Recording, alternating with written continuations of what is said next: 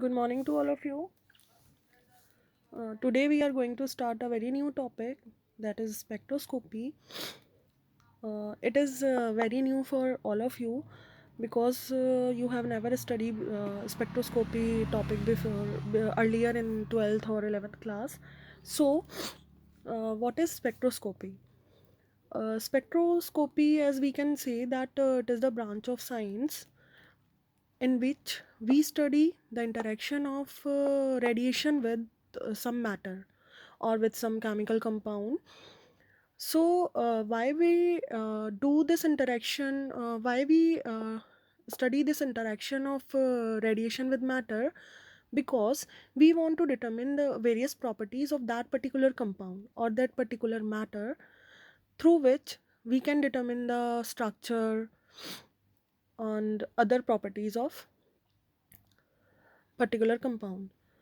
So we can say that spectroscopy is a good tool through which we can determine various property of a particular matter.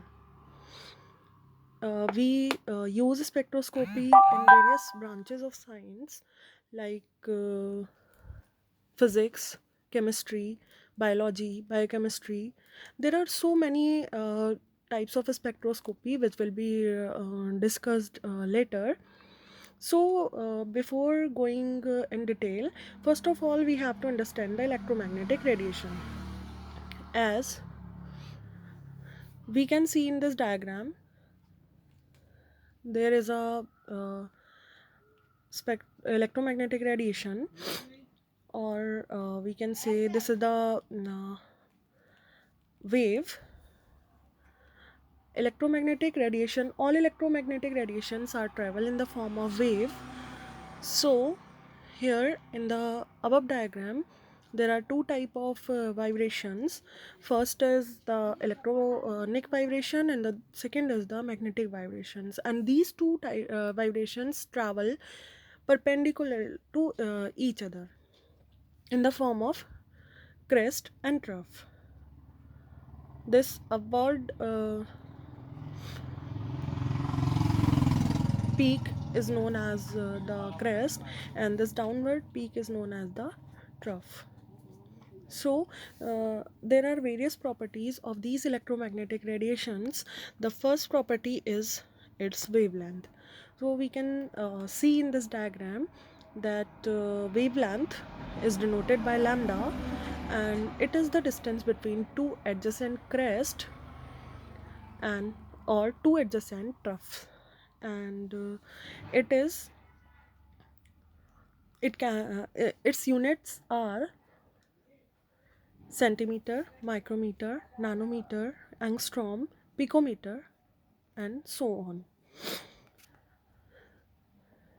The next property is of the EM radiation is wave number. Wave number can be denoted through nu bar, and it is total number of wave which pass through a space of 1 unit length, and it is the reciprocal of wavelength. So we can say that nu bar is equals to 1 upon lambda. So the units of wave numbers are centimeter inverse, micrometer inverse, nanometer inverse, and so on. Next property of EM radiations are frequency, and now it is denoted by nu, and it is the number of wave which pass through a point in 1 second. It can be calculated by using this formula: nu is equals to c upon lambda, where c is the speed of light and lambda is the wavelength. So the units of frequency are hertz, cps, kilohertz, etc. Now energy of these wavelength can be calculated by using Planck's quantum theory. And we know that according to Max Planck, wave or EM radiations travel in the form of small packets called quanta, and the energy of these quantas are directly proportional to the frequency. So there is a proportionality constant, as we can see in this relation. E is equals to h nu, where h is the constant is known as Planck's constant. So after looking up these all properties, we have to understand about the electromagnetic spectrum. Now, what is electromagnetic spectrum? As we can see in this diagram, when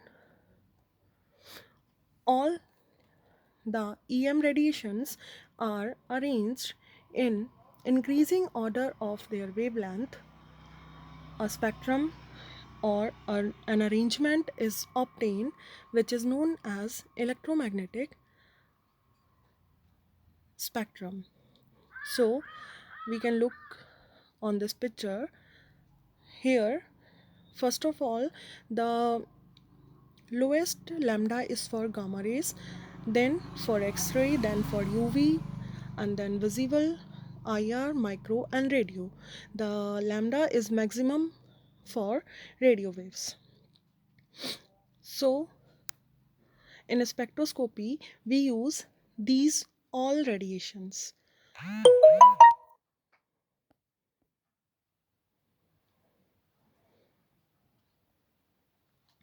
Now, what is spectrum?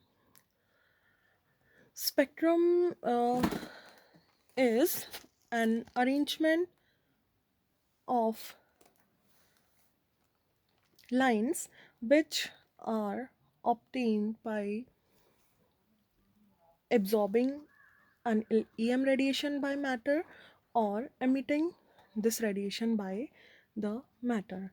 A spectrum can be of two types. First is absorption spectrum and the second one is emission spectrum. Absorption spectrum, it how it obtained. So first we will discuss about the absorption spectrum.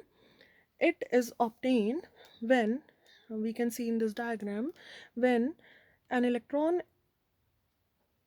absorb some quanta or some photons of light and get excited to the higher energy state. So a transition, this transition is known as absorption spectrum. And emission spectrum, what is emission spectrum? As we can see that in the second diagram, if the electron is already in the excited state and if it emit some amount of radiation, so it come back to its ground state, and the spectra obtained is known as emission spectra. Now, these emission and absorption spectra can be of two types: atomic spectra and molecular spectra. In atomic spectra, when EM radiation interacts with atoms, this is known as atomic spectra, and when EM radiation interacts with molecules, it is known as molecular spectra. So there are, we used to study molecular spectra in four ways. These are four ways through which we study molecular spectra. So if we use microwaves,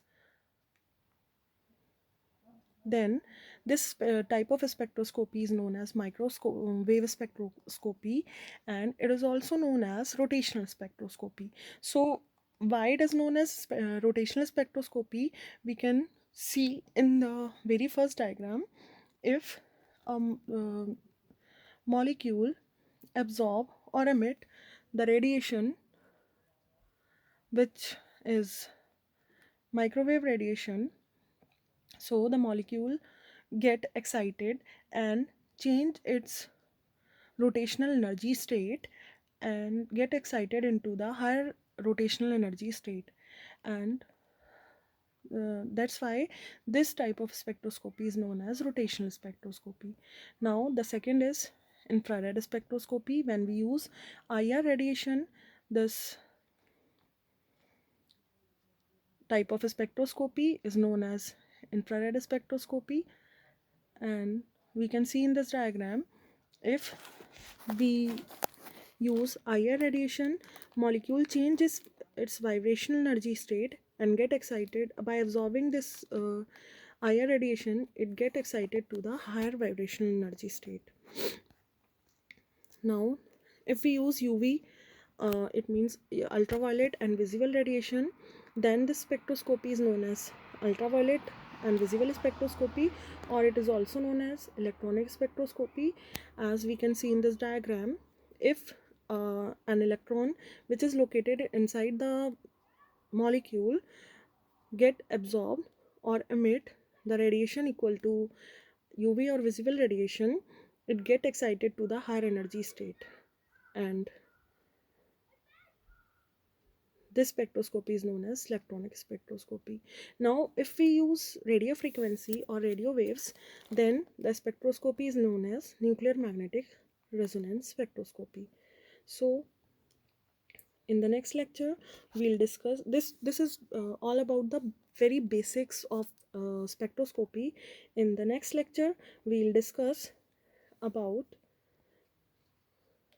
the detail about the UV spectroscopy.